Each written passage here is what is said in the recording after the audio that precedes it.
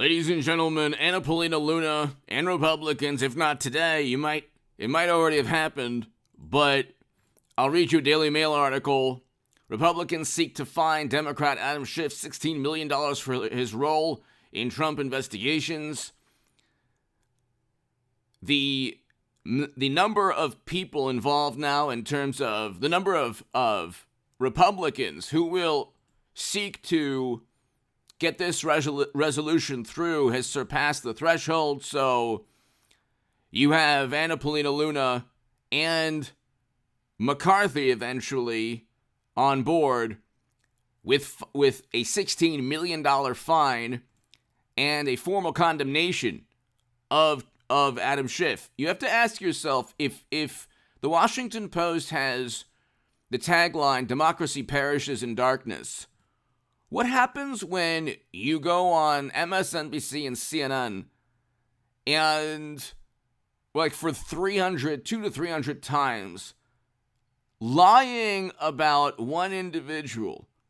Has there been any individual on, like, in history, like, you can look throughout human history, that, like, lied about in the manner that Trump has been lied about? There's zero moral case to dislike or condemn Trump in the manner that Democrats do. You don't have to like him.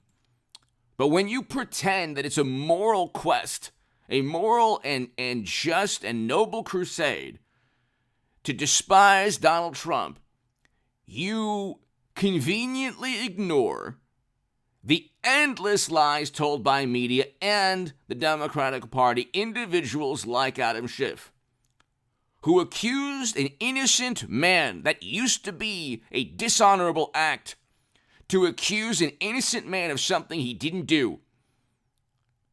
If you're a morally superior, highly educated liberal Democrat, you have no problem with that. If you accuse a man of something he didn't do, which was work for the Kremlin, which is something that Trump never did. Trump never worked for another country. And yet, when he defeated Clinton, what took place was they investigated him. The Federal Bureau of Investigation launched a probe that engulfed numerous people around Trump, ruined their lives. They tried to ruin Trump's life. We had record low poverty with Trump in 2019, record highs in household median income.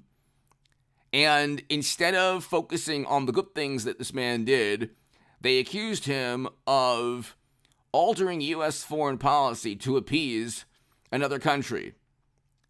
All of it proved to be completely false. The Mueller probe found not one shred of evidence to back up any of the claims or the emotions generated by that apoplectic obsession that Democrats had. Not one shred of evidence. And they keep moving the goalposts. They said, well, there were contacts. The Democratic Party has greater contacts with that country. And now you look, and a country they're supposed to have defended has been invaded now for over a year. And that took place. I said it was the moral imperative actually was choosing Trump 2 years ago, because that wouldn't have happened, because he would have negotiated. I read an article that, well, before I tell you, hit subscribe to this channel right now, ladies and gentlemen. Hit subscribe. Check out the segment prior to this one regarding Durham's testimony. But hit subscribe to this channel. Go to hagoodman.com to read my writing on The Hill, the Huffington Post, Salon, the Jerusalem Post, the Federalist, other publications. To my new Patreons, thank you. To the super thanks, thank you. To the new Patreons, I thank you so very, very much. Your support is so greatly appreciated. And to the members, thank you so very, very much to this channel. But ladies and gentlemen, Adam Schiff and others routinely stated things that were false. Okay? You couldn't, okay, if you care about the truth, if you think that Trump lies all the time, Trump has not, for the past 7 years, repeated a lie. For 7 years, Democrats have still repeated the same lie, that Trump was working for the Kremlin. It never happened. There was not even a reason to investigate him. John Durham, even William Barr, anyone who understands what the Steele dossier is, the Steele dossier was a fabricated piece of nonsense. It was a fabricated compilation of accusations and completely baseless claims, literally purchased by Clinton and the Democratic National Committee. Clinton was fined by the FEC. Trump was never fined by the FEC. So how on earth are you going to indict him in New York and not Clinton? But that's just the way it goes. Clinton had servers with top secret intel on them. How did that top secret intel get onto Clinton's servers? It is literally impossible from a cybersecurity perspective. But of course, Clinton doesn't get indicted. Trump does for boxes. So there you go. The double standard is hilarious. If it wasn't so nefarious, I mean, it's nefarious, insidious, but also kind of hilarious. And then they charge Hunter with crimes that have nothing to do with the grandiose felonies that he committed with Joe, namely altering U.S. foreign policy, possibly also summarizing classified data to facilitate these consulting deals. According to Ted Cruz and the Daily Mail and New York Post, all of this was taking place. Okay, people give money. People from around the world give money to Bill and Hillary and Joe and Hunter, not for like a golf course or a casino or The Apprentice or things that you can sell. They don't actually sell anything.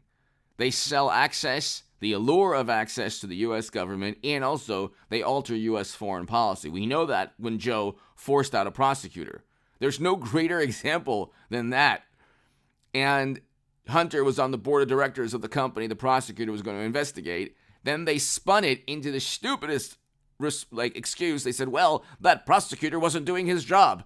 It's not for a U.S. vice president to decide. It's not for a United States vice president to decide if somebody's doing their job in another country. Okay? This is the country, by the way, that Democrats have the little icons next to their profile on Twitter. So you care so much, but you don't care enough to prevent an invasion.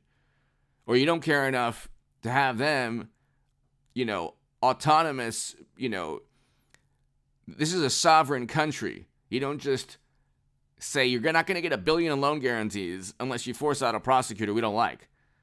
That's never happened before by a United States vice president. If it has, worse has taken place, let's say, but not that. But anyway, and then they said, well, we found out that it wasn't about any kickbacks or graft or bribery. It was about we wanted a better prosecutor to do his job. And that's what all the smart people think. And it's like, well, you didn't have, one Democrat said there were no kickbacks. It wasn't quid pro quo or pay to play. It was just, we cared about that country. Well, then you didn't have Hunter's laptop, by the way, at that point. When they impeached Trump, they didn't have Hunter's laptop. Hunter's laptop alone and Clinton's servers are two of the greatest political scandals of the past 50 years. Watergate is nothing compared to that. And then they say, oh, Trump and this and that. It's like most people who just got involved in politics, okay, you know them, we all know them. They got involved in 2016, 2017. They read the New York Times and the Washington Post. They were never really interested in politics. And suddenly they have these lofty opinions about Trump and democracy. Okay. These people don't really know politics that well. I'm not saying that you have to watch this channel to really understand politics, but they're part of a cult, this tribal type of situation where they look and they say, well, all of media is backing up my biases. I must be right. This must be reality. It's like, no. Media is an active participant in all the lies. Most of media. They lie by omission, which is the greatest form of deception, and they obsess over certain topics and cover up other topics, which is what Twitter did before Elon Musk. The Clinton servers and Hunter's laptop are serious issues to national security and endless felonies there. With Trump, they're just trying desperately to say, look over there, so we don't look over here. Anyway, give me your thoughts below. Hit subscribe right now. Thank you.